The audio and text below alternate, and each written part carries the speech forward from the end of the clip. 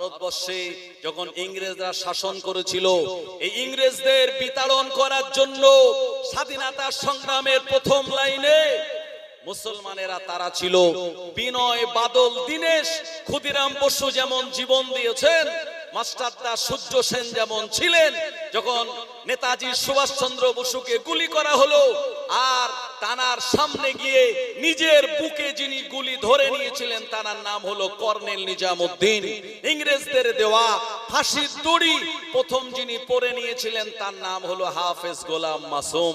আমার ভাইজানেরা, আমাদের উত্তর 24 পরগনার নারকেলবেড়িয়ায় বাঁশের কেল্লা তৈরি করে ব্রিটিশদের বিরুদ্ধে গণ আন্দোলন গড়ে তুলেছিল মীর নিসার আলী, যার নাম আমরা জানি তিতুমির বলে।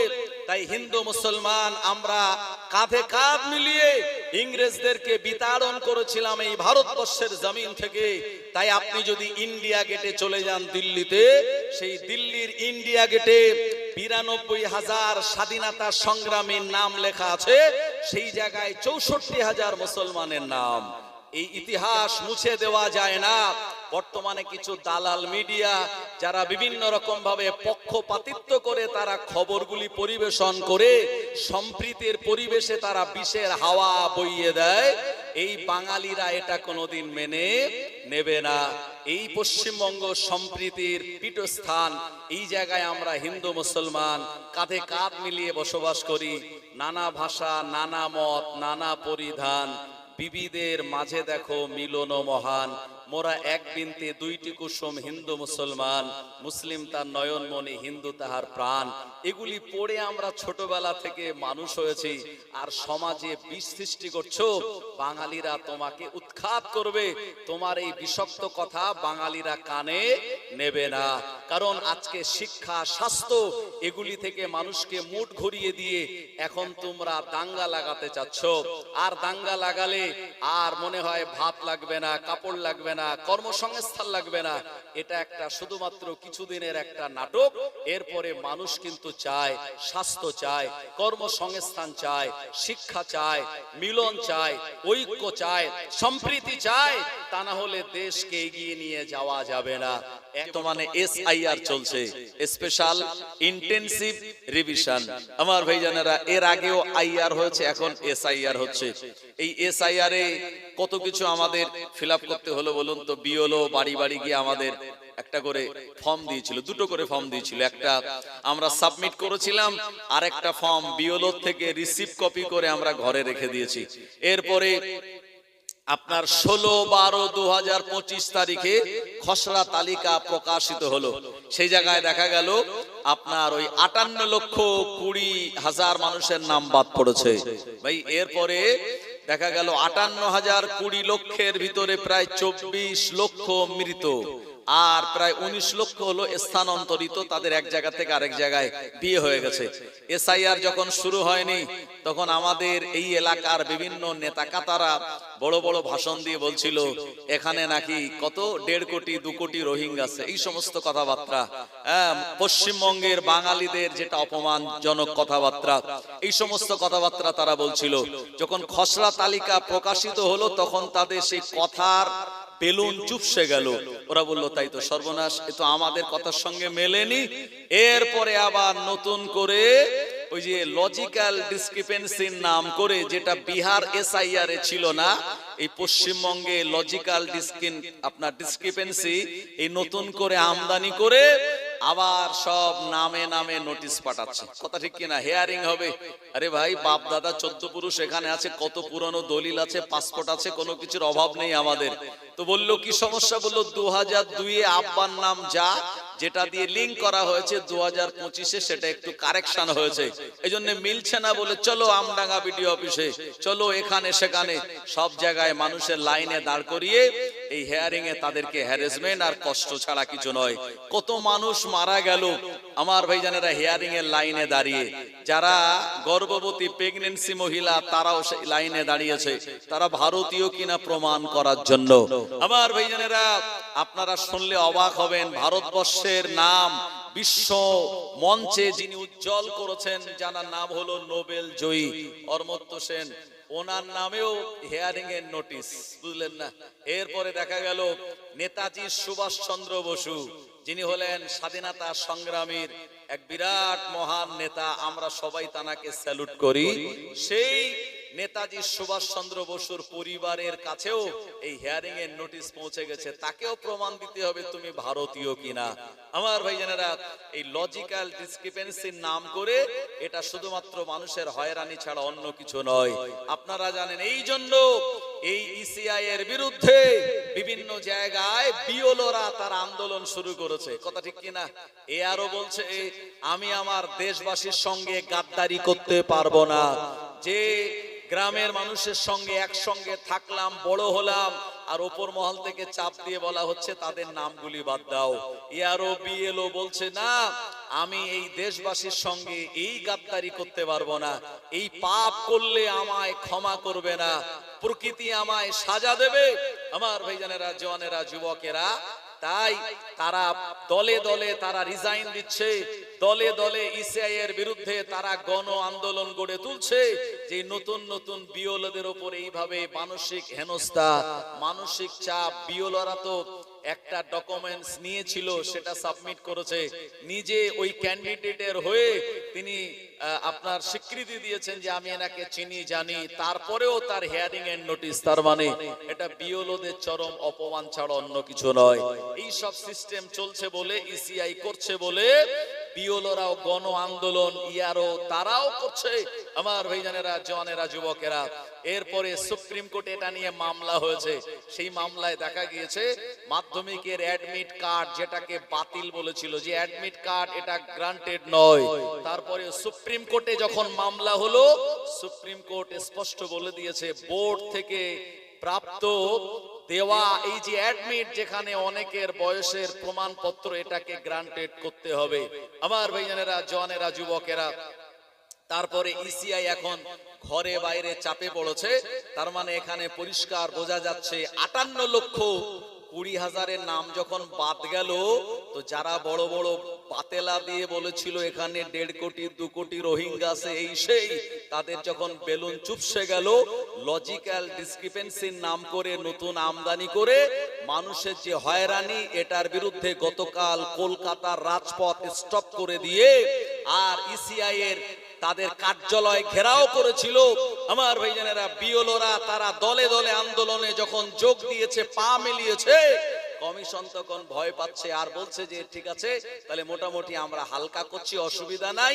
2002 এর সঙ্গে যাদের বাবা মার নামে লিংক করা হয়েছে, অতিরিক্ত আর কোনো নথি দেওয়া লাগবে না। আল্লাহ আমাদেরকে এই পয়লা শাবানের আরবি বছরের 8তম মাস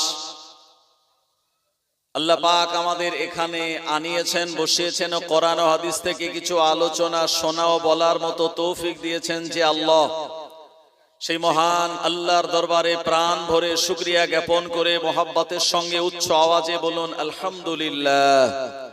তারপরে আমরা আমাদের প্রিয় নবী সরকারে দো আলম, মুফাখিরে মওজুদা, আফতাবে নবুয়াত, খাতামান নবিয়্যিন, ইমামুল মুরসালিন, শাহিন শাহে মদিনা, মরুর দুলাল, মামিনার লাল, প্রিয় নবীর রওজায়ে আতাহারে জানাই প্রাণ ভরা দরুদ ও সালামের নজরানা।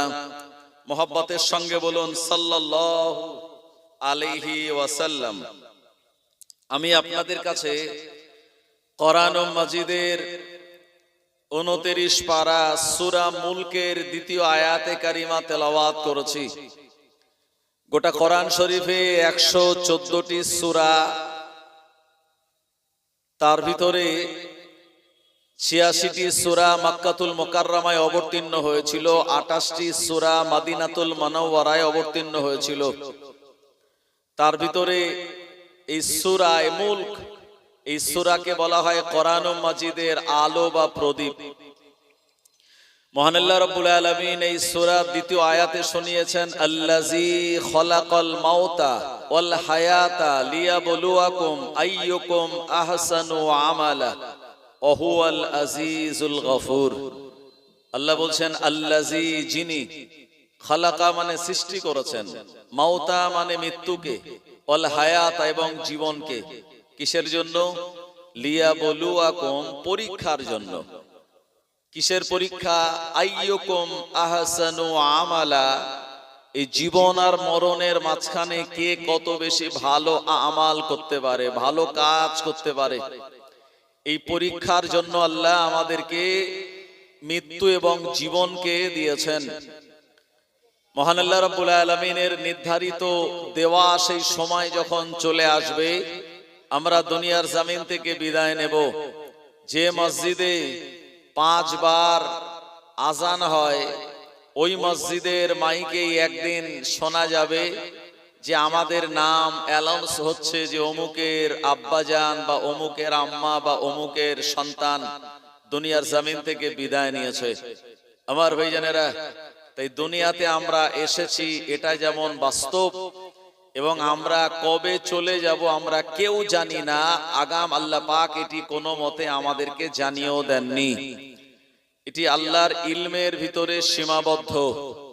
মহান আল্লাহ রাব্বুল আলামিন শুনিয়েছেন, আইনামা তাকুনু ইদুরিকুমুল মাউতু ওয়ালাউ কুনতুম ফি বুরুজিম মুশাইয়াদা। মরণের সময় যখন হয়ে যাবে আমরা এই মরণ থেকে পালাতে পারবো না। মরণ আমাদের পাকড়া করবেই। পালিয়ে গিয়ে কেউ যদি বিরাট উচ্চ অট্টালিকায় আশ্রয় নেয়, মরণ সেই জায়গাতেও পৌঁছে যাবে। তাই আমরা শত চেষ্টা করলে আমরা মৃত্যু থেকে কেউ বাঁচতে পারবো না, কিন্তু আমরা চেষ্টা করলে জাহান্নাম থেকে বাঁচতে পারবো ইনশাআল্লাহ। ভাই, দুনিয়াতে আপনারা জানেন অনেক বড় বড় মানুষের আবির্ভাব হয়েছিল, যারা নিজেদেরকে বলেছিল আনা রব্বুকুমুল আলা, আমি হলাম সবথেকে বড় খোদা। এর ভিতরে একজনের নাম ফেরাউন, একজনের নাম কারুন, একজনের নাম সাদ্দাদ, একজনের নাম হামান, একজনের নাম আপনার এই দুনিয়ার জমিনে বড় বড় সব যারা ব্যক্তিত্ব নিজেদেরকে খোদা বলে দাবি করেছিল, বিরাট ক্ষমতার অধিকারী বলে মনে করত, মহান আল্লাহ রাব্বুল আলামিন তাদেরকে কিন্তু সব এই দুনিয়ার অস্তিত্ব মিটিয়ে দিয়ে তাদেরকে ডেকে নিয়েছেন। সুতরাং আমাদেরকেও চলে যেতে হবে, একদম বাস্তব সত্য। তো চলে যাওয়ার আগে কিছু ভালো কাজ করে যেতে হবে। ভালো কাজ যদি আমরা করে যেতে পারি, এগুলি আমাদের সঙ্গে যাবে। কারণ আমরা যেদিন বিদায় নেব দুনিয়ার জমিন থেকে, আমাদের সঙ্গে কোনো টাকা পয়সা যাবে না, কাফনের কোনো পকেট নাই। ও আমার ভাইজানেরা, আপনার আমার পছন্দ করা জামা পাঞ্জাবি এগুলি খুলে নেওয়া হবে, মাথার টুপিও খুলে নেওয়া হবে, আপনার চোখের চশমা, হাতের ঘড়ি এগুলি সব খুলে নিয়ে আমাদের পুরুষের জন্য 3টে কাফন, মহিলাদের জন্য 5টা কাফন দিয়ে এ দুনিয়া জমিন থেকে আমাদেরকে আলামে বারজাখে কবরস্থানে রেখে আসবে। ও আমার ভাইজানেরা, জওয়ানেরা, যুবকেরা, এ দুনিয়া জমিন থেকে আমরা যেটা নিয়ে যেতে পারবো ওটি হলো ভালো আমাল, ভালো কাজ। আমাদের নামাজ, আমাদের রোজা, কালেমা, হজ, যাকাত এবং দান খায়রাতের যে সওয়াব, এগুলি আমাদের সঙ্গে আর কবর পর্যন্ত যাবে। কিন্তু না না না, আপনার সন্তান, আপনার আত্মীয় স্বজন, আপনার গ্রামবাসী, তারা কবর পর্যন্ত গেলেও মিনহা খালাকনাকুম ওয়া ফিহা নুঈদুকুম ওয়া মিনহা নুখরিজুকুম তারাতান উখরা বলে 3 মুঠো মাটি দিয়ে যে যার মতো ঘরে চলে আসবে। আপনার আমার কথা মনে রাখবেন। ও আমার ভাইজানেরা, এই দুনিয়াতে আমরা এসেছি একা, আবার এই দুনিয়া থেকে আমরা একাই চলে যাব। দুনিয়া জমিনে আমরা যেদিন এসেছিলাম, আমাদের ডান কানে আজান দেওয়া হয়েছিল, বাম কানে একামাত দেওয়া হয়েছিল। এটা হলো আল্লাহর নবীর সুন্নাত। নবী আমার জানিয়ে দিলেন, কোন বাচ্চা যখন ভূমিষ্ঠ হয়, ওই বাচ্চাটা তখন কান্নাকাটি করে। আল্লাহর নবী সাহাবীরা বললেন, ইয়া রাসূলুল্লাহ, হাবিবাল্লাহ, এই বাচ্চাগুলি কান্নাকাটি করার কারণ কি? আল্লাহর নবী বললেন, ইয়ামাসসাহু শাইতান, শয়তান তাকে ছুঁয়ে দেয়।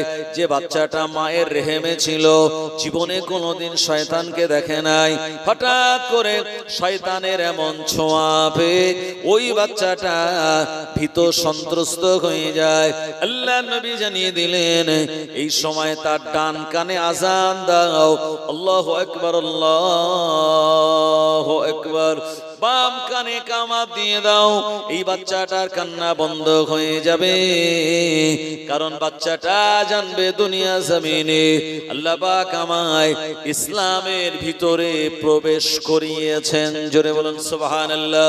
ও নবীর উম্মত উম্মাতানিরা, আমরা যেদিন দুনিয়াতে এসেছিলাম আমাদের কানে আজান দেওয়া হয়েছিল, বাম কানে কামাত দেওয়া হয়েছিল। মনে রাখুন দুনিয়ার জমিন থেকে আমরা বিদায় নিয়ে যেদিন চলে যাব আমাদের জন্য নামাজে জানাজা হবে। নামাজে জানাজা হলো ফরজে কিফায়া, যেটি 4 তাকবীরের সঙ্গে আদায় করা লাগে। ওই নামাজে জানাজার আগে আজান হবে না, ইকামাতও দেওয়া হবে না। জীবনের শুরুতে আমাদের আজান আর ইকামাত দিয়ে শুরু, আর জীবনের শেষ হলো নামাজ ও দোয়া দিয়ে শেষ। ও আমার ভাইজানেরা, জীবন শুরু হলো আজান শোনার মাধ্যমে, জীবন শেষ হয়ে গেল দুনিয়াতে আর নামাজের মাধ্যমে। অথচ এই আজান নামাজ মসজিদ থেকে আমরা কতটা দূরে থাকি। ও জওয়ানেরা যুবকেরা, না না না, এই দুনিয়া জমিন আল্লাহ আমাদের কি জন্য বানালেন? আমার আল্লাহ জানিয়েছেন, মা খলাকতুল জিন্না ওয়াল ইনসা ইল্লা লিয়াবুদুন। আমি দুনিয়ার জমিনে মানব এবং দানব, মানুষ এবং জিন জাতিদেরকে বানিয়েছি শুধুমাত্র আমার ইবাদত বান্দেগি করার জন্য, অন্য কোনো কারণে নয়। আমাদের জন্য 5 ওয়াক্তের নামাজ হলো কম্পালসারি, আর এডিশনাল অন্যান্য কাজগুলি। অথচ আমরা কম্পালসারি কাজটাকে বাদ দিয়ে এডিশনাল নিয়ে দৌড়াদৌড়ি করি। কথা ঠিক কি না? সারা দিনে আমাদের উপরে 40টা সেজদা দেওয়া ফরজ। কটা? 40টা সেজদা দেওয়াই লাগবে। আল্লাহ 12 বছরের পরে আল্লাহ আমাদের জন্য ফরজ করেছেন।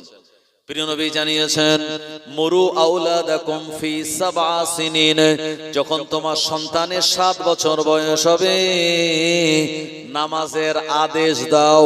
ও আদরিবহুম, যখন তাদেরকে পেটাই করো। ও আদরিবহুম ইসনা আশরা সিনিন, যখন তাদের বয়স 12 বছর হবে তখন তাদেরকে পেটাই করো নামাজ না পড়ার জন্য।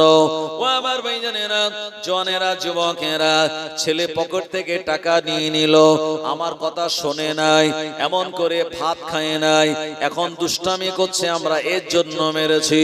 কিন্তু না না না, 12 বছরের পর আমার বেটা বেটি নামাজ পড়ে না, এর জন্য আমরা কজন আঘাত করলাম।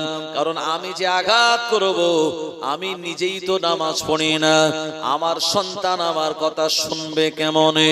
ও আমার ভাইজানেরা, সারা দিনে আমাদের উপরে 40টা সেজদা ফরজ। কারণ ফজরের ফরজ নামাজ হলো 2 রাকাত, 1 রাকাত নামাজে 2টি সেজদা, 2 রাকাত নামাজ মানে 4টি সেজদা। জোহরের ফরজ নামাজ হলো 4 রাকাত, 4 দুকানি 8টা সেজদা, তাহলে 4 আর 8 হলো 12টা। আর আসরের ফরজ নামাজ হলো 4 রাকাত, ওই জায়গাতে সেজদা হলো 8টা, তাহলে 12 আর 8 হলো 20। এরপরে মাগরিবের ফরজ নামাজ হলো 3 রাকাত, আর 3 দুকানি 6, মানে ওখানেও 6টা সেজদা, তাহলে 20 আর 6 হলো 26। এরপরে এশার ফরজ হলো 4 রাকাত, 4 দুকানি 8, 26 আর 8 হলো 34। আর বিতির নামাজ হলো 3 রাকাত ওয়াজিব, যেটি ফরজের কাছাকাছি, 3 দুকানি 6, তার মানে 34 আর 6 হলো 40টা। এই সারা দিনে ইমানদার মুসলমানের উপরে 40টা সেজদা দেওয়া আল্লাহ পাক আমাদের জন্য ফরজ করেছেন। জোরে বলুন সুবহানাল্লাহ।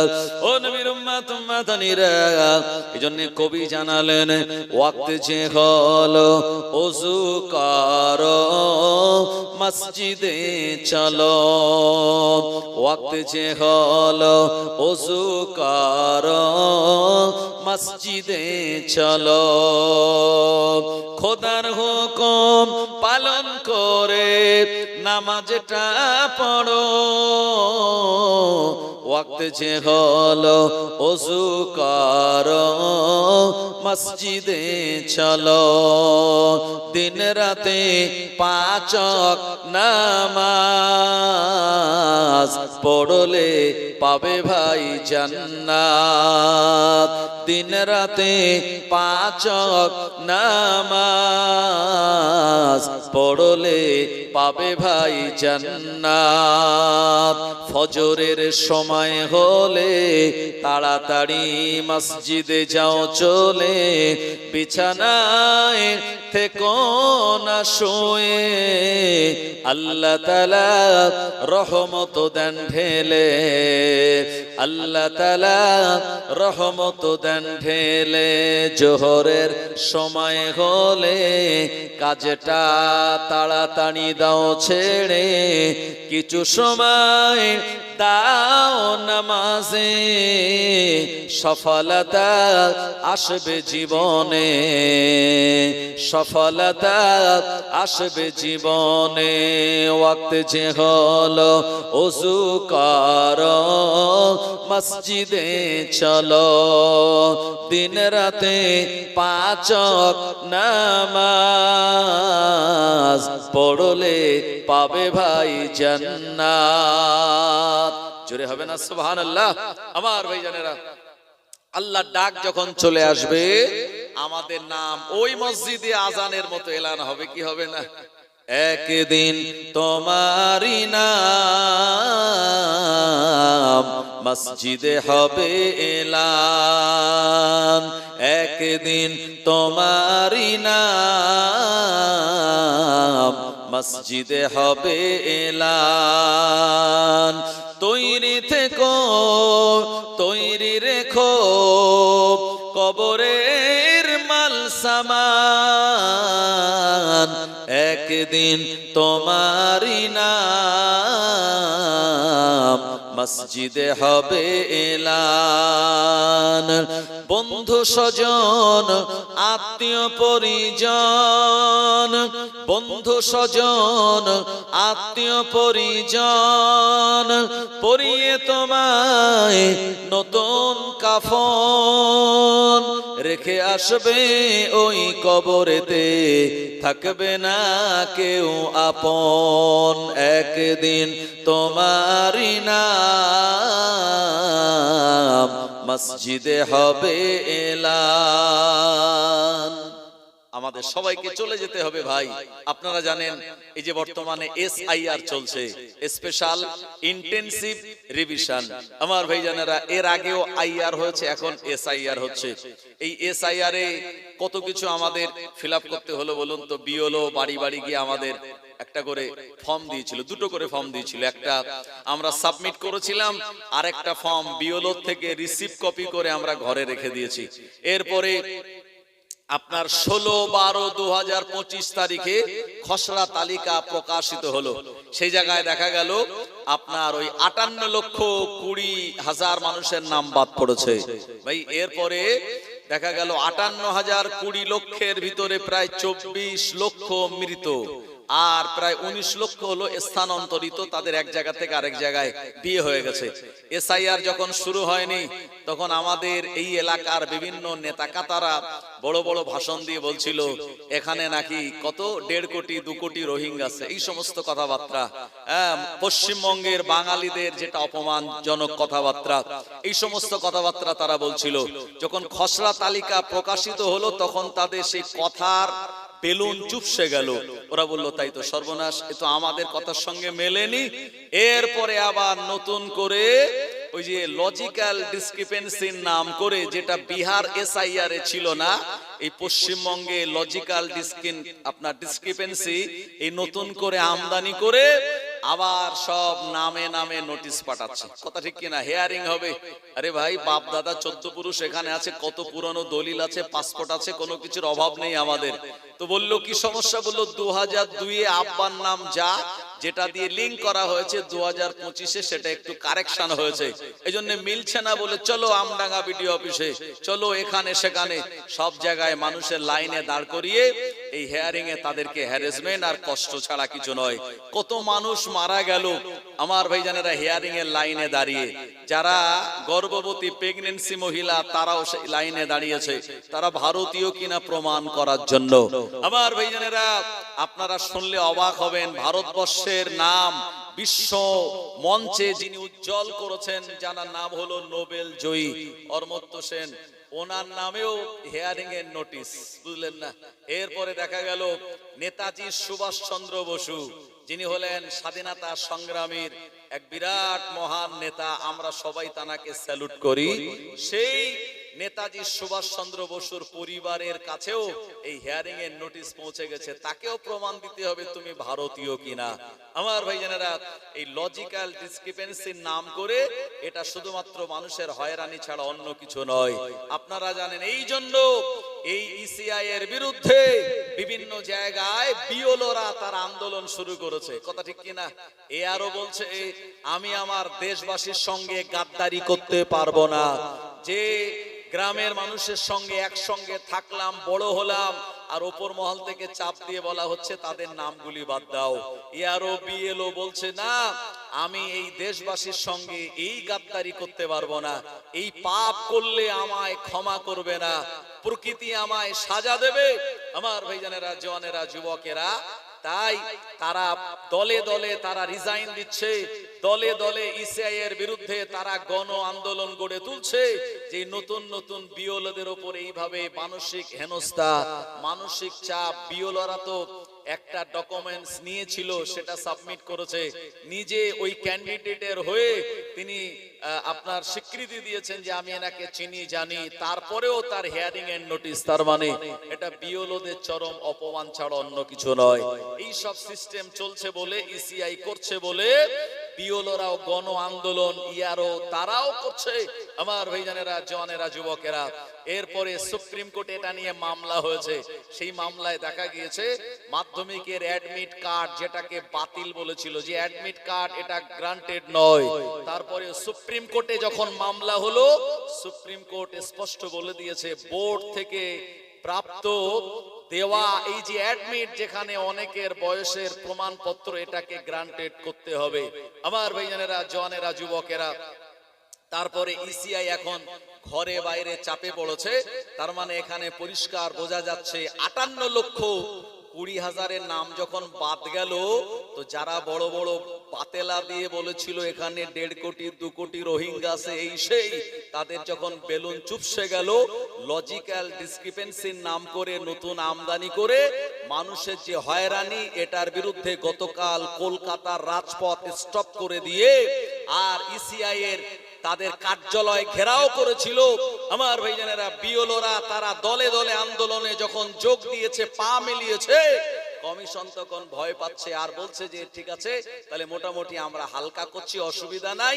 2002-এর সঙ্গে যাদের বাবা মার নামে লিঙ্ক করা হয়েছে, অতিরিক্ত আর কোনো নথি দেওয়া লাগবে না, এর নাম ঠেলার নাম বাবাজি, কথা ঠিক কিনা? কারণ ভারতবর্ষে যখন ইংরেজরা শাসন করেছিল, এই ইংরেজদের বিতাড়ন করার জন্য স্বাধীনতা সংগ্রামের প্রথম লাইনে মুসলমানেরা তারা ছিল। বিনয় বাদল দীনেশ ক্ষুদিরাম বসু যেমন জীবন দিয়েছেন, মাস্টারদা সূর্য সেন যেমন ছিলেন। যখন নেতাজি সুভাষচন্দ্র বসুকে গুলি করা হলো, আর তানার সামনে গিয়ে নিজের বুকে যিনি গুলি ধরে নিয়েছিলেন, তার নাম হলো কর্নেল নিজামউদ্দিন। ইংরেজদের দেওয়া ফাঁসির দড়ি প্রথম যিনি পরে নিয়েছিলেন, তার নাম হলো হাফেজ গোলাম মাসুম। আমার ভাইজানেরা, আমাদের উত্তর 24 পরগনার নারকেলবেড়িয়া, বাদুড়িয়া, আমি গতকাল ওখানে ছিলাম প্রোগ্রামে, জি, সেই জায়গায় বাঁশের কেল্লা তৈরি করে ব্রিটিশদের বিরুদ্ধে গণ আন্দোলন গড়ে তুলেছিল মীর নিসার আলী, যার নাম আমরা জানি তিতুমির বলে। তাই হিন্দু মুসলমান আমরা কাঁধে কাঁধ মিলিয়ে ইংরেজদেরকে বিতাড়ন করেছিলাম এই ভারতবর্ষের জমিন থেকে। তাই আপনি যদি ইন্ডিয়া গেটে চলে যান দিল্লিতে, সেই দিল্লির ইন্ডিয়া গেটে 92,000 স্বাধীনতা সংগ্রামীর নাম লেখা আছে, সেই জায়গায় 64,000 মুসলমানের নাম। এই ইতিহাস মুছে দেওয়া যায় না। বর্তমানে কিছু দালাল মিডিয়া যারা বিভিন্ন রকম ভাবে পক্ষপাতিত্ব করে তারা খবরগুলি পরিবেশন করে সম্প্রীতির পরিবেশে তারা বিষের হাওয়া বইয়ে দেয়। এই বাঙালিরা এটা কোনোদিন মেনে নেবে না। এই পশ্চিমবঙ্গ সম্প্রীতির পীঠস্থান, এই জায়গায় আমরা হিন্দু মুসলমান কাঁধে কাঁধ মিলিয়ে বসবাস করি। নানা ভাষা, নানা মত, নানা পরিধান, বিবিদের মাঝে দেখো মিলন মহান। মোরা এক বিনতে দুইটি কুসুম, হিন্দু মুসলমান, মুসলিম তার নয়নমণি, হিন্দু তাহার প্রাণ। এগুলি পড়ে আমরা ছোটবেলা থেকে মানুষ হয়েছি। আর আজকে তুমি কোথাকার কি এসে হনু এসে আর সমাজে বিষ সৃষ্টি করছো। বাঙালিরা তোমাকে উৎখাত করবে। তোমার এই বিষাক্ত কথা বাঙালিরা কানে নেবে না।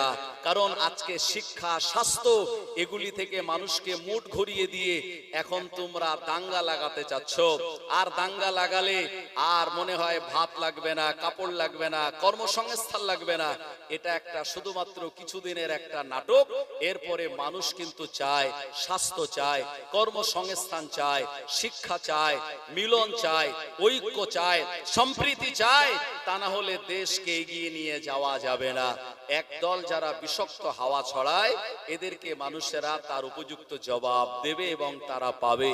আমার ভাইজানেরা, আমার বক্তব্য হলো এই যে ইসিআর স্পেশাল ইন্টেনসিভ রিভিশন, এই জায়গায় কত কিছু ডকুমেন্টস আমরা সাবমিট করছি, আমাদের করতে হচ্ছে। মনে রাখুন আমরা জাতিতে মুসলমান, আমাদের ধর্মের নাম আল ইসলাম। যেদিন আমরা বিদায় নেব আর আমাদের বিশ্বাস হলো আল্লাহ পাকের দরবারে আমাদেরকে দাঁড়াতে হবে। মহান আল্লাহ রাব্বুল আলামিন তিনি আমাদের টোটাল জিন্দেগির হিসাব নেবেন। নেবেন কি নেবেন না?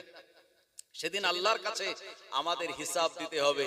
আমাদের পার্শ্ববর্তী যে সমস্ত হিন্দু ভাইরা বসবাস করেন তানাদের বিশ্বাস হলো, ধর্মীয় বিশ্বাস হলো যে আমরা যদি ভালো কাজ করে মারা যাই তো আমাদের পুনর্জন্মে আমরা ভালো ঘরে বা ভালো বংশে বা ভালো হয়ে আসব বা ভালো জায়গাতে আমাদের স্থান হবে। আর তাদের বিশ্বাস যদি এই দুনিয়াতে তারা খারাপ কাজ করে, পাপের কাজ করে, তাহলে পুনর্জন্মে তারা বিভিন্ন রকম অন্যান্য প্রাণী হয়ে জন্মগ্রহণ করবে, এটা তাদের বিশ্বাস। আর আমরা যারা মুসলমান আমাদের বিশ্বাস হলো যে দুনিয়াতে আল্লাহ পাঠিয়েছেন একবারই, দ্বিতীয়বার আর আসবো না। একদিন আমাদের বিচারের ময়দানে আল্লাহ দাঁড় করাবেন।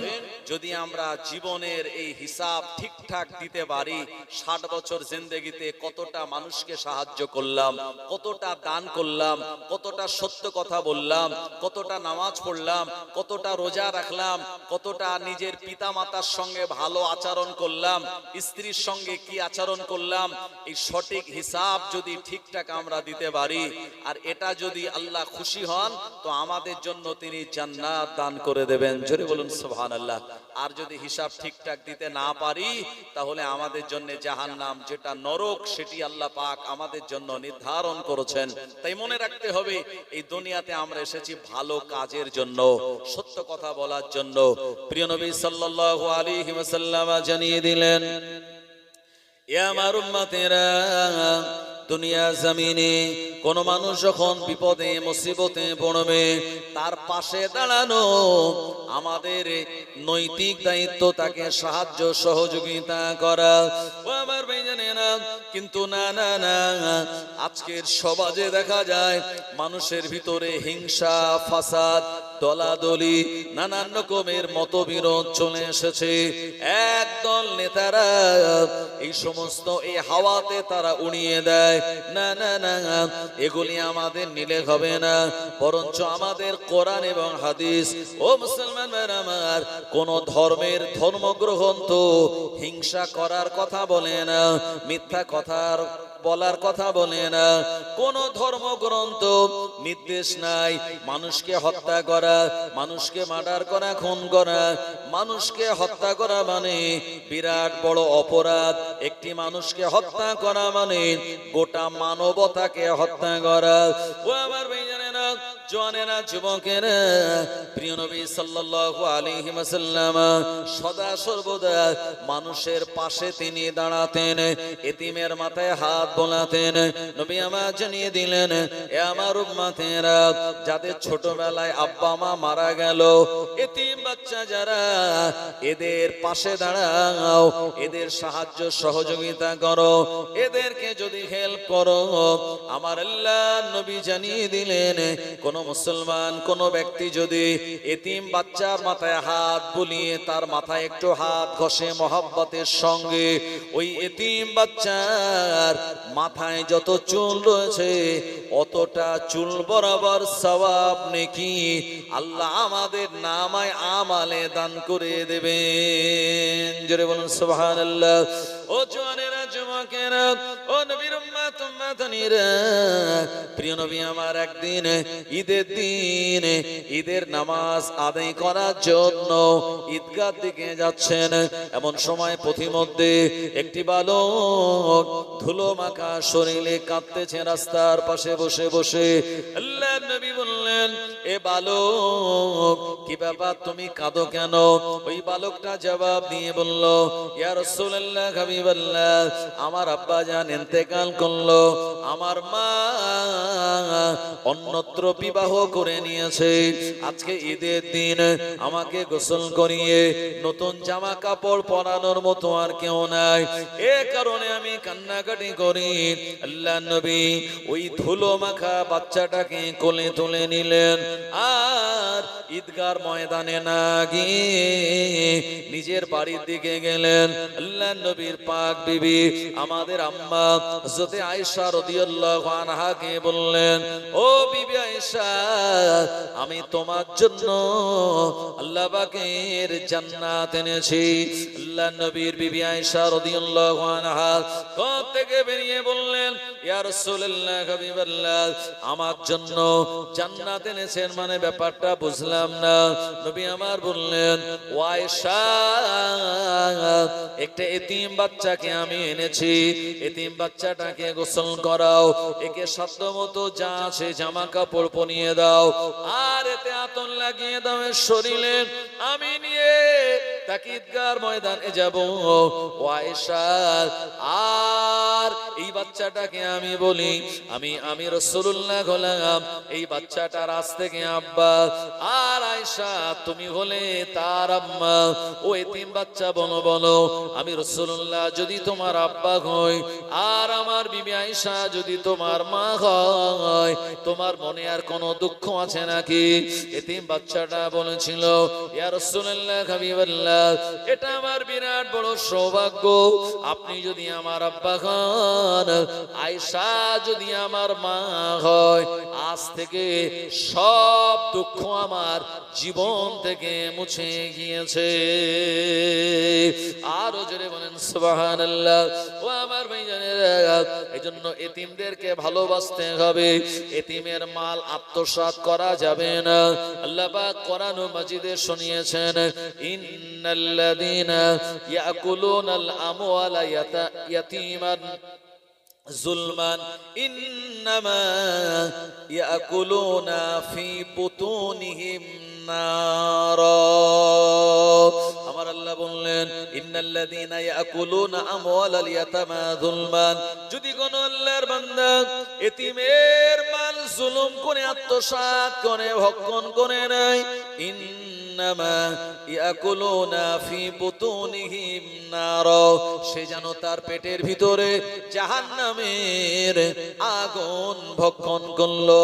ও আমার ভাইজানেরা, আল্লাহ নবী মেরাজে গিয়েছিলেন মাঘে রজবের চাঁদের 26তম দিবাগত রাতের বেলা। আল্লাহ নবী জান্নাত পরিভ্রমণ করলেন, জান্নাত পরিভ্রমণ করলেন, জাহান্নামের কাছেও গিয়েছিলেন। নবী আমার জাহান্নামের পাশে গিয়ে দেখতে পেলেন কিছু মানুষেরা, এদের প্রচন্ড ক্ষুধা লাগলো, ক্ষুধার জ্বালা যন্ত্রণা সহ্য করতে পারে না, বিরাট জোরে চিৎকার দেয়। এরপরে তাদের সম্মুখে আগুনের জ্বলন্ত অঙ্গার দেওয়া হয়েছে। আগুনের জ্বলন্ত অঙ্গারগুলি তারা খায় আর মুখ দিয়ে খায়, পিছনের রাস্তা দিয়ে বেরিয়ে যায়। বিরাট কষ্ট হয়, আযাব হয়। আল্লাহর নবী বললেন, ওয়াখি জিবরাইল মান হাউলাই, জিবরাইল এরা কারা? আল্লাহর নবীকে জিবরাইল আলাইহিস সালাম বললেন, ইয়া রাসূলুল্লাহ, হাবিবাল্লাহ, এরা হলো দুনিয়া জমিনে এতিমের সম্পদ যারা আত্মসাৎ করেছিল, এতিমের মাল যারা ভক্ষণ করেছিল নাহক ভাবে, আমার আল্লাহ জাহান্নামে তাদের এমন আযাব দেন। আল্লাহর নবী বলেন, আমি রাসূলুল্লাহ হলাম নিজে এতিম নবী। আল্লাহর নবী যখন 6 মাস মায়ের গর্ভে আল্লাহর নবীর আব্বা জান আব্দুল্লাহ জনমের মতো বিদায় নিয়ে চলে গেল। আল্লাহর নবীর বয়স যখন মাত্র দুনিয়াবি 6 বছর, এই 6 বছর বয়সে আল্লাহর নবীর আম্মা হযরতে আমিনা রাদিয়াল্লাহু আনহা উনি দুনিয়া জমিন থেকে বিদায় নিয়েছিলেন। এই কারণে এতিমের কি জানেন, এতিমের কত যন্ত্রণা, এতিমের কত পেরেশানি, এটা সব থেকে আল্লাহ নবী বেশি বুঝতেন। জোরে বলুন সুবহানাল্লাহ।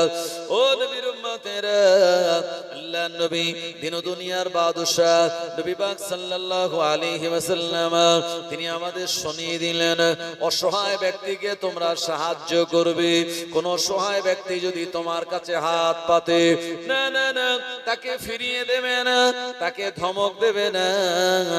কারণ কিয়ামতের মহা ময়দানে আমার আল্লাহ পাক ওই বান্দাদের জিজ্ঞাসা করে বলবেন, বান্দা আমি তোমার কাছে হাত পেতেছিলাম, তুমি আমাকে কেন দাও নাই? ওই বান্দা বলবে, ও রব্বুল আলামিন আল্লাহ, আপনি আমার মাবুদ মাওলা, আপনি দুনিয়ায় কিভাবে কখন আমার কাছে হাত পাতলেন? আমার আল্লাহ বলবেন, এ বান্দা, আমি তোমায় টাকা পয়সা দিয়েছিলাম, আমি তোমায় ধন দৌলত দিয়েছিলাম, আমি আল্লাহ তোমার সংসারে কোনো অভাব রাখিনি, অথচ দুনিয়াতে আমার অসংখ্য অভাবী বান্দা বান্দি ছিল, আমার দুনিয়াতে অসংখ্য আর বিভিন্ন ক্যাটাগরির গরিব মানুষ ছিল, অনেকে হ্যান্ডিক্যাপ ছিল, তারা তোমার কাছে হাত পেতেছিল, তুমি সেদিন তাকে তাড়িয়ে দিয়েছিলে। সেদিন যদি ওই আমার বান্দাটাকে সাহায্য করতে, আমি আল্লাহ পক্ষান্তরে আমাকেই সাহায্য করা হতো। সেদিন যেহেতু তুমি তাকে তাড়িয়ে দিয়েছিলে, মানে আমার বান্দাকে তাড়িয়ে দিলে মানে আমাকে তুমি বিতাড়ন করেছিলে। ও আমার বান্দা, আজকে এর জন্য তোমায় জবাব দেওয়া লাগবে। ওই বান্দা তখন পেরেশানি হয়ে যাবে, আল্লাহকে বলবেন, ও রব্বি আল্লাহ, আপনি আর একবার আমায় দুনিয়া জমিনে পাঠিয়ে দিন, আমি এভাবে অসহায় ব্যক্তিদের সাহায্য করব। আমার আল্লাহ বলবেন, না না না, চান্স একবার, সুযোগ একবারই আসে, দ্বিতীয়বার নয়। ওই সুযোগ যখন হাতছাড়া করে দিয়েছো, এখন আর কোনো উপায় নাই। আমার ভাইজানেরা, কোরআন মাজিদে মহান আল্লাহ রাব্বুল আলামিন 30 পারা সূরা নাবার ভিতরে শুনিয়েছেন, ইয়াউমা ইয়াকুমুর রূহু ওয়াল মালাইকাতু সাফফান লা ইয়াতাকাল্লামুনা ইল্লা মান আজিনা লাহুর রহমানু ওয়া ক্বালা সাওয়াবা। কিয়ামতের মহা ময়দানে আমার আল্লাহ এবং ফেরেশতাদেরকে বান্দা বান্দি দিগকে সারিবদ্ধভাবে দাঁড় করিয়ে দেবেন।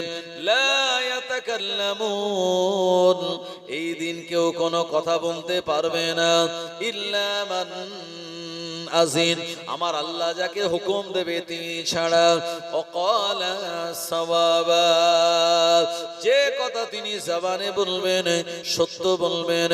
কিয়ামতের দিন আমরা সবাই সত্য কথা বলবো। আল্লাহ নবী জানিয়ে দিলেন, না না না, তোমরা মিথ্যা বলো না, ওয়াজতানিবু কওলা যুর। এ আমার বান্দা বান্দিরা তোমরা মিথ্যা কথা বলো না। দুনিয়াতে কেউ যখন একবার মিথ্যা কথা বলে ওই ব্যক্তিটার মুখের দুর্গন্ধে ফারিস্তারা 2 মাইল দূরে চলে যায়। আসলে আমরা মিথ্যা কথার দুর্গন্ধ নিজেরা ঘ্রাণ নিতে পারি না, ফারিস্তারা এর দুর্গন্ধ পেয়ে যায়। ও আমার ভাইজানেরা, এজন্য সব পাপের মা হলো, সব গুনাহের মূল হলো মিথ্যা কথা বলা, মিথ্যার সঙ্গে থাকা। না না না, অবশ্যই আমরা সত্য কথা বলবো, এটি আল্লাহ পাকের নির্দেশ। সত্যবাদীদের সঙ্গে থাকবো, যারা সিদ্দিকিন তাদের সঙ্গ দেব আমরা কিয়ামতের দিন। আমার আল্লাহ ওই সত্যবাদীদের কাতারে আমাদেরকে দাঁড় করিয়ে দেবেন। জোরে বলেন সুবহানাল্লাহ।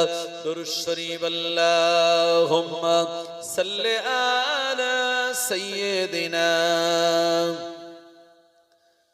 ওয়া আলা আলি সাইয়্যিদিনা।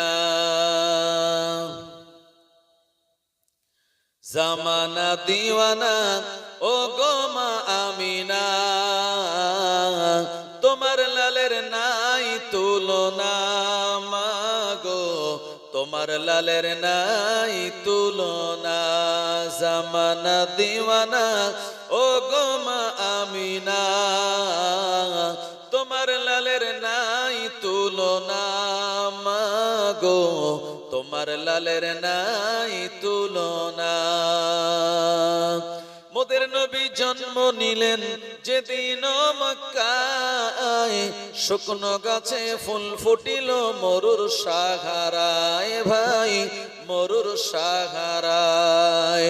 মাথা নত করে আল্লাহরি দরবারে, মাথা নত করে আল্লাহরি দরবারে, উম্মতের জানাই শুভ কামনা মাগো, তোমার লালের নাই তুলনা। জামানা দিওয়ানা ও গো মা আমিনা,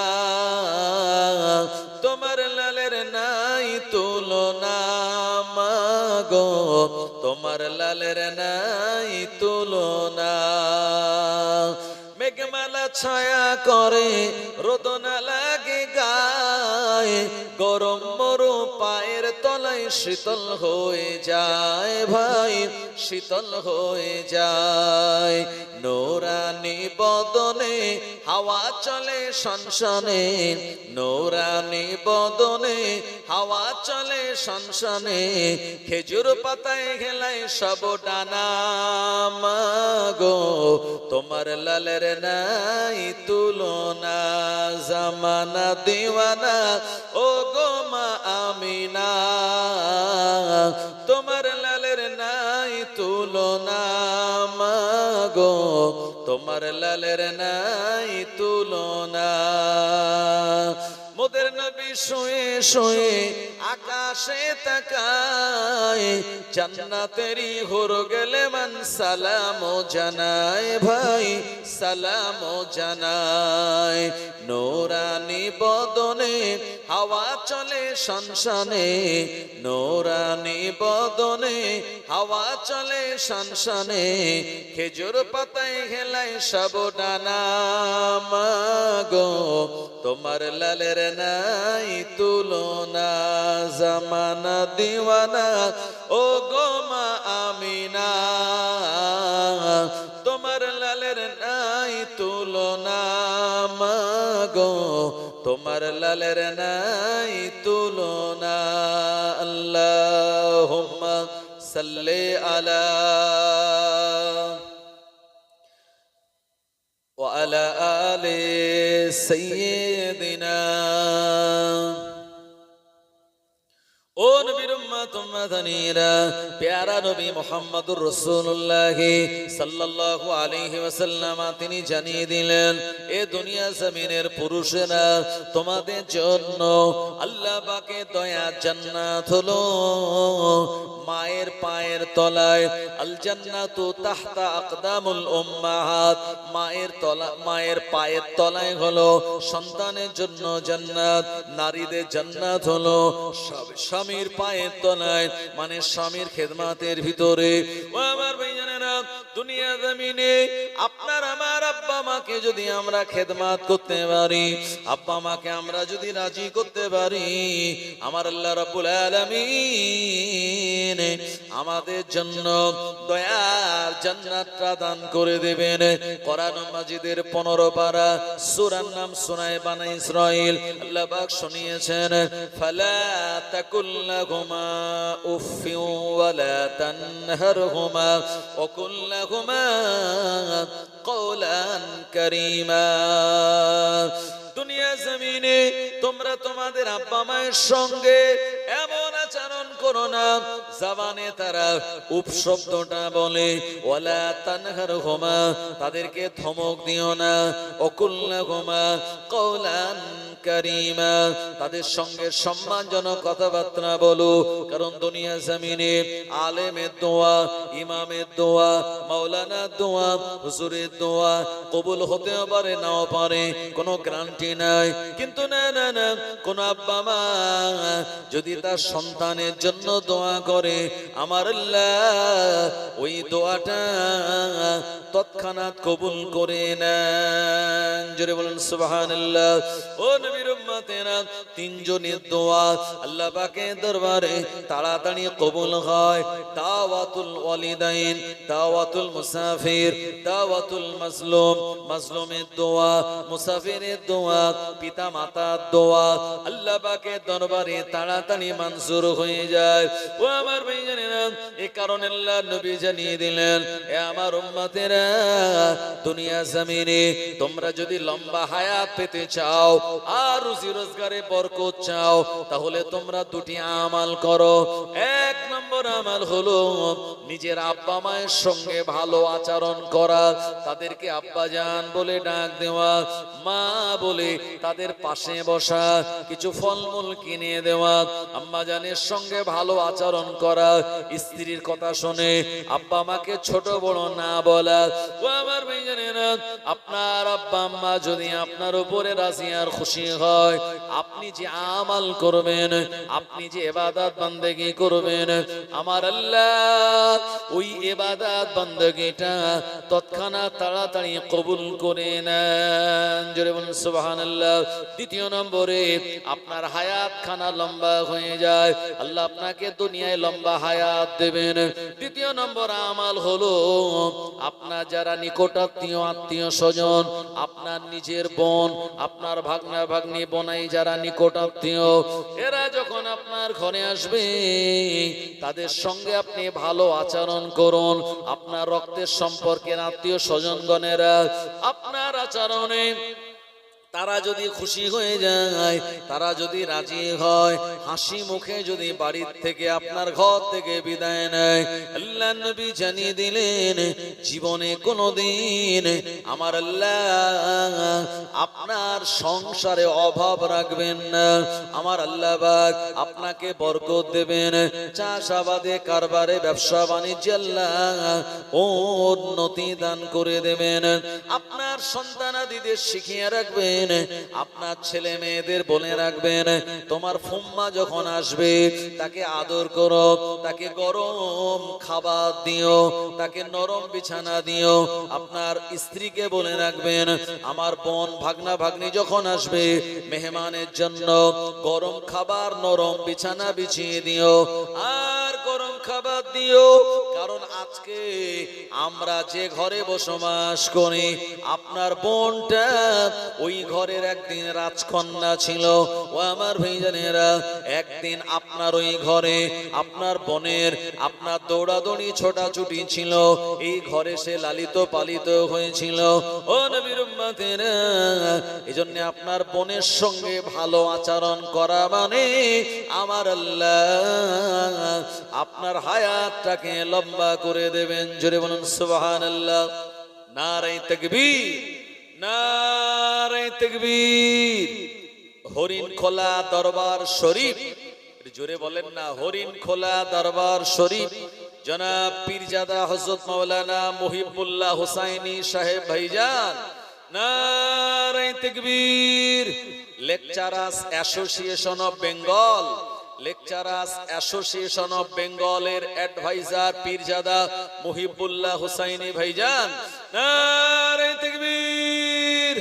আমার ভাইজানেরা, সেই সুদূর হুগলি জেলার আরামবাগ সাব ডিভিশনের হরিণখোলা দরবার শরীফ থেকে পীরজাদা জনাব হযরত ভাইজান, বড় ভাইজান মুহিবুল্লাহ হুসাইনি ভাইজান, তিনি চলে এসেছেন। একেবারে নির্ধারিত টাইমে তিনি এই মেম্বারে চলে আসবেন, স্টেজে চলে আসবেন। আমি আপনাদের সবাইকে সবিনয় নিবেদন করব, এখনো যারা রাস্তাঘাটে দোকান বাজারে ঘোরাফেরা করছেন, আমার ভাইজানেরা, এই মজলিসটাকে সৌন্দর্য করে গড়ে তোলা এই বাথানিয়া গ্রামের আপনাদের দায়িত্ব। আপনারা যারা এই এলাকায় বসবাস করেন, এটি আপনাদের নৈতিক দায়িত্ব, কর্তব্য। তাই মজলিসে চলে আসুন। পীরজাদা মুহিবুল্লাহ ভাইজান তিনি একটু পরেই চলে আসবেন এবং নির্ধারিত তিনি টাইমে উঠে যাবেন।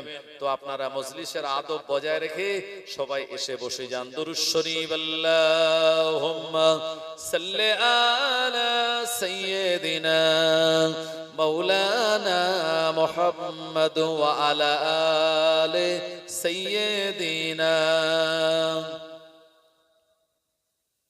ইয়া নবী মুহাম্মদ, ইয়া রাসূল মুহাম্মদ, তুমি মোর শাফায়াত, তুমি মোর শাফায়াত। ইয়া নবী মুহাম্মদ, ইয়া রাসূল মুহাম্মদ, তুমি মোর শাফায়াত, তুমি মোর শাফায়াত। পেলে দিদার একটিবার তোমাকে খোদার কসম, কলিজার মায়া দিয়ে তখন ধোয়াবো তোমার কদম। ওয়েস করুনি দেখেনি ভাঙে ইশকে সকল দাঁত, তুমি মোর শাফায়াত, তুমি মোর শাফায়াত। ইয়া নবী মুহাম্মদ, ইয়া রাসূল মুহাম্মদ, তুমি মোর শাফায়াত, তুমি মোর শাফায়াত। কোরআন দেখ 101, আল কোরআনে নবীর নাম দুটি কম, আল্লাহর নাম 99 গিয়ে থাম। কুসুমবিহীন দেখো ডিম, এর পাবে না কোনো স্বাদ, তুমি মোর শাফায়াত, তুমি মোর শাফায়াত। ইয়া নবী মুহাম্মদ, ইয়া রাসূল মুহাম্মদ, তুমি মোর শাফায়াত, তুমি মোর শাফায়াত। আল্লাহুম্মা সাল্লি আলা সাইয়্যিদিনা মাওলানা মুহাম্মদ ওয়া আলা আলি সাইয়্যিদিনা।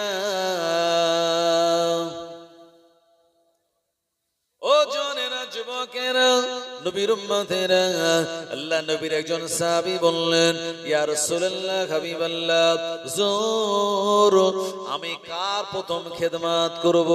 আল্লাহ নবী বললেন, এ সাহাবী তুমি তোমার আম্মা জানের খেদমত করো। আল্লাহ নবী, সাহাবী বললেন, হুজুর তারপরে কাকে করব? আল্লাহ নবী বললেন, তোমার মায়ের। তারপরে কার খেদমত করব? আল্লাহ নবী বললেন, তোমার মায়ের। চতুর্থবার বললেন, তোমার পিতার। এর মানে হলো আব্বা জানের থেকে, পিতার থেকে মায়ের দরওয়াজা আমার আল্লাহ 3 গুণ বেশি বৃদ্ধি করে দিয়েছেন। জোরে বলেন সুবহানাল্লাহ। ও নবীর উম্মত উম্মতানিরা, 4 ইমামের এক ইমাম, ইমাম শাফি রাহমাতুল্লাহ আলাইহি, যিনি একজন জগৎ বিখ্যাত ইমাম ছিলেন। ইমাম শাফি রাহমাতুল্লাহ আলাইহি, যিনি 150 হিজরিতে জন্মগ্রহণ করেছিলেন, 204 হিজরিতে হুজুরের ইন্তেকাল। ইমাম শাফি রাহমাতুল্লাহ আলাইহি মাঝে মাঝে রাতের বেলায় আম্মা জানের ঘুমানোর আগে মায়ের পাখানা টিপে দিতেন, মা ঘুমিয়ে যেতেন। এমন সময় ইমামে শাফি রাহমাতুল্লাহ আলাইহি আম্মা জানের পায়ে চুমা দিতেন। এ সময় ইমাম শাফি রাহমাতুল্লাহ আলাইহির আম্মা বলতেন, এ আমার বেটা, তুমি এত বড় একজন আলেম, এত বড় একজন জ্ঞানী, এত বড় একজন ইমাম হওয়ার পরেও আমার পায়ে কেন চুমা দিলে? ইমাম শাফি রাহমাতুল্লাহ আলাইহি বলতেন, আম্মা আমি আপনার পায়ে চুমা দিই না, আমি চুমা দিয়েছি আল্লাহ পাকের জান্নাতের চৌকাঠে। জয় বলুন সুবহানাল্লাহ। ও নবীর উম্মত মাদানীরা, এজন্য দুনিয়া জমিনে যাদের আব্বা মা হায়াতে আছে ওই আব্বা মায়ের খেদমত করুন, আব্বা মাকে সেবা করুন, তাদেরকে আপনি মনটা ভরিয়ে দিন। আমার আল্লাহ আপনার দুনিয়া অভাব রাখবেন না। যাদের আব্বা মা দুনিয়া জমিন থেকে বিদায় নিয়েছে ওই সমস্ত আবার ভাইজানেরা আর সন্তানেরা তাদের পিতা মাতার কবরের ধারে চলে যাবে, আর পিতা মাতার কবরের ধারে গিয়ে দোয়া চাইবে, রব্বির হামহুমা কামা রব্বায়ানি সাগীরা। আমার আল্লাহ আপনি আমার পিতা মাতাকে দয়া করুন, রহম করুন, যেমন ভাবে ছোটবেলায় তারা আমাদের লালন পালন করেছিল। ও আমার ভাইজানেরা, প্রতিটা জুমার দিন, প্রতি শুক্রবার, বছরে 52টা জুমার দিন, আমার ভাইজানেরা যাদের আব্বা মা বিদায় নিল এই বছরে 52 দিন শুক্রবার আপনার আব্বা মায়ের কবরটা জিয়ারত করবেন নামাজ আদায় করে। কারণ জুমার দিন আপনার আব্বা মা অপেক্ষা করে কখন আমার সন্তান আসবে। আসসালাম দিয়ে বলবে, আসসালামু আলাইকুম ইয়া আহলাল কুবুর, আসসালামু আলাইকুম ইয়া আবুল, হে আমার পিতা, হে আমার আম্মা, এটা বলে সালাম দেবে। আমাদের জন্য সূরা ফাতিহা, সূরা ইখলাস, দরুদ শরীফ পড়ে একটু দোয়া করে দেবে। ওই নেক সন্তানের দোয়া আমার আল্লাহ কবুল করে নিয়ে ওই পিতা মাতার কবরটাকে জান্নাতের টুকরা বানিয়ে দেন। জোরে বলুন সুবহানাল্লাহ। আল্লাহ নবী জানিয়ে দিলেন, আও ওয়ালাদিন সালিহিন ইয়াদউ লাহু, নেক সন্তানের দোয়া পিতা মাতার রূহে আমার আল্লাহ পাক পৌঁছে দেন। ও জওয়ানেরা, যুবকেরা, আপনি জুমার দিন যদি আব্বা মায়ের কবরে ধারে না যান, আব্বা মায়ের মনটা খারাপ হয়ে যায়, তাদের রূহটার মন খারাপ হয়ে যায়। যে দুনিয়াতে বেটা ছেড়ে আসলাম, সন্তান ছেড়ে আসলাম, এরা আমাদের কথা মনে রাখে নাই, আমাদের কথা ভুলে গেল। আপনি যদি আপনার আব্বা মায়ের কবরটা জিয়ারত করেন, আর আপনার সন্তানও শিখবে আপনার দেখে, আর আপনি যখন বিদায় নেবেন আপনার সন্তানও আর আপনার কবরটা জিয়ারত করতে যাবে। আল্লাহ নবী জানিয়েছেন, জুরুল কুবরা ফাইন্নাহু তুযাক্কিরুল মাউতা, তোমরা বেশি বেশি কবর জিয়ারত করো। কবর জিয়ারত করলে মরণের কথা স্মরণ হবে। আর কোন মানুষের যদি বেশি বেশি মরণের কথা স্মরণ হয়, ওই ব্যক্তিটার দুনিয়ার জমিনে আর বিভিন্ন রকমের আপনার গুনাহ কম হবে। ও আমার ভাইজানেরা, আল্লাহর নবীর পাক বিবি আমাদের আম্মা হযরত আয়েশা রাদিয়াল্লাহু আনহা তিনি বর্ণনা করে বলেন, একদিন ঘরে আল্লাহর নবী আমার ঘরে ছিলেন, হঠাৎ করে গভীর রাতের বেলা আমার ঘুমখানা ভেঙে গেল। আমি পাশে প্রিয় নবীকে দেখতে পেলাম না। এ সময় আমি ভয় পেয়ে গেলাম। মক্কার জমিনে আল্লাহর নবীর চারিদিকে দুশমন, নবী সত্য কথা প্রচার করেন। আল্লাহর নবী বলেন, আমার আল্লাহ এক, আল্লাহ ছাড়া কোনো মাবুদ নাই, তোমরা সত্য কথা বলো, এতিমকে ভালোবাসো। আল্লাহর নবী বলেন, নানান রকম ফিতনা ফাসাদ হিংসা হাসাদ থেকে সমাজকে তোমরা এমন করে পরিত্রাণ দাও। এ দুনিয়া জমিনে ভালো কথা রাসূলুল্লাহ বলার জন্য একদল যারা দুষ্কৃতি পরায়ণ, এরা প্রিয় নবীর চরম শত্রু হয়ে গিয়েছিল। এই কারণে আম্মা আয়েশা চিন্তা করলেন, আল্লাহর নবী কোন জায়গায় গেল? তিনি উঠে খোঁজাখুঁজি করা শুরু করলেন। অন্যান্য বুবুদের ঘরে গেলেন, না না না, আল্লাহর নবী সেই জায়গাতে নাই। এরপরে আল্লাহর নবীর বিবি আয়েশা রাদিয়াল্লাহু আনহা উনি এমন করে আর ঘর থেকে বেরিয়ে আর স্বপ্নে গিয়ে গেলেন। আমার ভাইজানেরা, মদিনার মসজিদে নববী শরীফ যে জায়গায়, মসজিদে নববী এবং প্রিয় নবীর হুজরা মোবারক একদম কাছাকাছি। এ কারণে আল্লাহর নবী জানিয়েছেন, বাইতি ওয়া মিম্বারি বাইনাহুমা রাউযাতুম মিন রিয়াজুল জান্নাহ। আল্লাহ নবী বললেন আমার ঘর এবং মসজিদে নববীর মিম্বার এই দুইয়ের মাঝখান বাইনাহুমা রাউযাতুম মিন রিয়াজুল জান্নাহ, এটা হলো আল্লাহ পাকের জান্নাতের একটি টুকরা। জোরে বলুন সুবহানাল্লাহ। ও নবীর উম্মত উম্মাতানিরা, মদিনার মসজিদ থেকে জান্নাতুল বাকি বেশি দূরে নয়।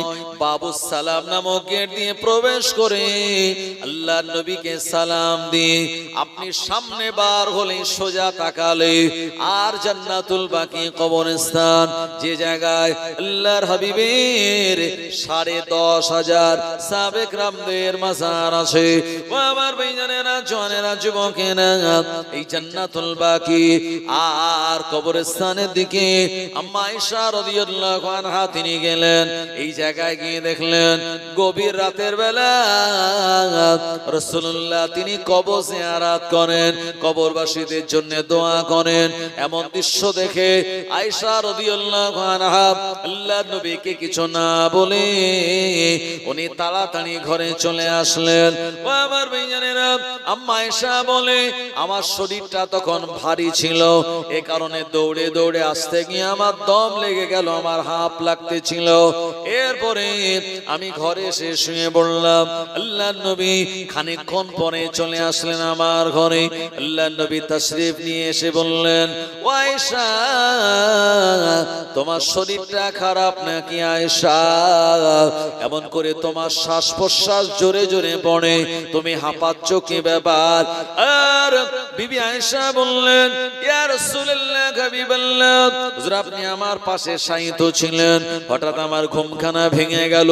আমি যখন আপনার পাশে পেলাম না আমার ভয় লাগলো, না জানি কেউ আপনার কোনো ক্ষতি করেছে কিনা।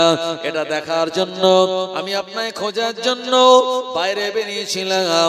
আর আমি জান্নাতুল বাকির দিকে এগিয়ে গেলাম। ওখানে গিয়ে দেখলাম আপনি জান্নাতুল বাকি কবরস্থানে দাঁড়িয়ে দাঁড়িয়ে জিয়ারত করছেন, আপনি দোয়া করতেছেন, আপনি কাঁদতেছেন। জোর এই দৃশ্য দেখে আমার মনটা আশ্বস্ত হলো। এ কারণে আমি তাড়াতাড়ি চলে আসলাম। আপনি আমায় কিছু বলেন কিনা? আল্লাহর নবী মুচকি হেসে বলেন, আয়েশা এটা হলো তোমার ভালোবাসার নিদর্শন। ও আয়েশা শুনে রাখো, আজকে হলো এমন করে লাইলাতুন নিসফু মিনাশ শাবান, শাবান চাঁদের আজকে হলো 15 তারিখ। শাবান চাঁদের 15 তারিখ হলো শবে বারাত। ও আমার ভাইজানেরা, আজকে সন্ধ্যাবেলা আসমানে শাবানের চাঁদ দেখা গেল। মানে আজকে হলো পয়লা শাবান, আর 14 দিন পর আমাদের সামনে শবে বারাত। আল্লাহ নবী এই রাতের বেলা কবর জিয়ারত করে কবরবাসীর মাগফিরাতের জন্য দোয়া করেছেন। ও আমার ভাইজানেরা, জওয়ানেরা, যুবকেরা, এজন্য আপনার আব্বা মা যারা বিদায় নিল, ওই আব্বা মায়ের মাগফিরাতের জন্য তানাদের কবরের ধারে গিয়ে হাত তুলে মোনাজাত করুন, দোয়া করুন।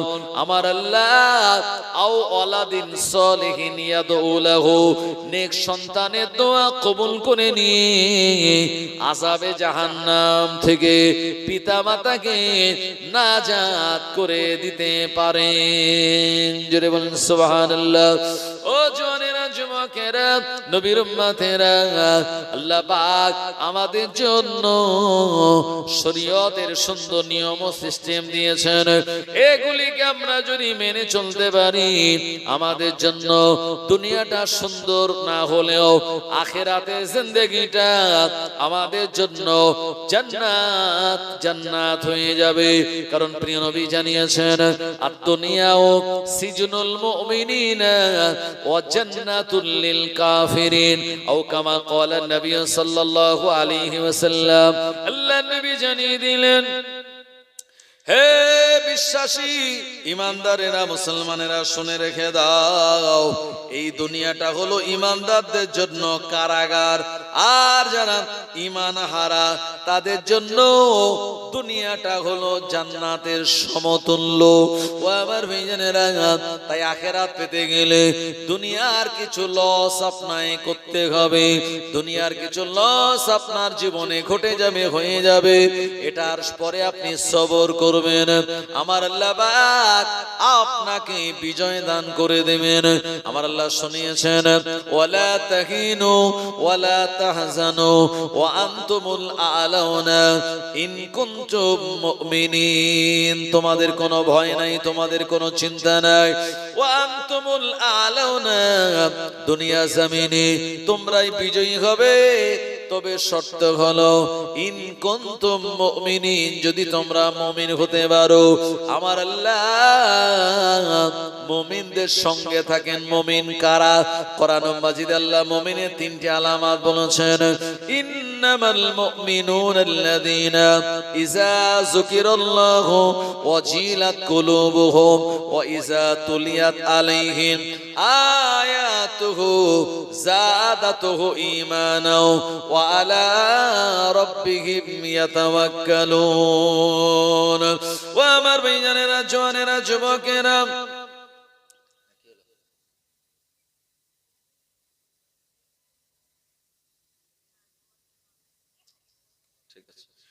মহান আল্লাহ রাব্বুল আলামিন জানিয়েছেন মুমিনের তিনটি আলামত, তার ভিতর একটি আলামত হলো ইন্নামাল মুমিনুনাল্লাযীনা, যারা মুমিন হয়, ইন্নামাল মুমিনুনাল্লাযীনা ইযা যুকিরাল্লাহু ওয়াজিলাত কুলুবুহুম, আল্লাহর নাম যখন তারা জিকির করে, স্মরণ করে, ওয়াজিলাত কুলুবুহুম, তাদের অন্তরটা ভীত সন্ত্রস্ত হয়, ওয়া ইযা তুলিয়াত আলাইহিম আয়াতুহু, আর কোরআন মাজিদের আয়াতগুলি যখন তেলাওয়াত করা হয়, যাদাতুহু ঈমানা, তখন তাদের ঈমান বেড়ে যায়, ওয়া আলা রাব্বিহিম ইয়াতাওয়াক্কালুন, মুমিন সদা সর্বদা দুনিয়ার অন্য কোনো কিছুর উপরে নয়, মুমিন সদা সর্বদা আল্লাহর উপরে তারা ভরসা করে। জোরে বলুন, মুমিন বিপদে পড়লে বলে হাসবুনাল্লাহু নি'মাল ওয়াকিল, নি'মাল মাওলা ওয়া নি'মান নাসির। ও আমার ভাইজানেরা, মুমিন বলে বিসমিল্লাহি তাওয়াক্কালতু আলাল্লাহ লা হাওলা ওয়ালা কুওয়াতা ইল্লা বিল্লাহ। ও আমার ভাইজানেরা, আল্লাহর একজন ওলির নাম বলি, যে ওলির নাম হলো পিরানে দস্তগীর গৌসুল আজম মাহবুবে সুবহানি কুতুবে রব্বানি গৌসে সামদানি বড় পীর আব্দুল কাদিরুল জিলানী আল বাগদাদি। আল্লাহর ওলি বড় পীর সাহেব হুজুরের কাছে একজন মহিলা আসছেন। এ মহিলা এসে বলল, হুজুর, আমার 18-19 বছরের একটা মেয়ে আর কিছুদিন আগে ইন্তেকাল করেছে। আমি মা, ওই মেয়েটা ইন্তেকাল করার পর আমার মনটা বড় খারাপ, আমি কেঁদে কেঁদে রাত দিন আমার চলে যায়। হুজুর, আমার মেয়েটা কবরের ভিতরে কেমন আছেন আপনি কি বলতে পারেন? আল্লাহর ওলি বললেন, মা, তোমার মেয়ে কবরে কেমন আছে ওটা তুমি নিজেই জানতে পারবে। হুজুর, আপনি আমায় তাহলে আমাল দিন। আল্লাহর ওলি বড় পীর সাহেব হুজুর রাহমাতুল্লাহ আলাইহি ওই মহিলাকে বললেন, মা, আমি তোমায় আমাল দিলাম, সূরা তাকাসুরের আমাল করো। আল্লাহাকুমুত তাকাথুর হাত্তা যুরতুমুল মাকাবির কাল্লা সাওফা তা'লামুনা সুম্মা কাল্লা সাওফা তা'লামুন। ওয়া আমার ভাইজানেরা, এই সূরা তাকাসুরের আমাল করতে বললেন। আল্লাহর ওলি বড় পীর সাহেব হুজুর বললেন, মা,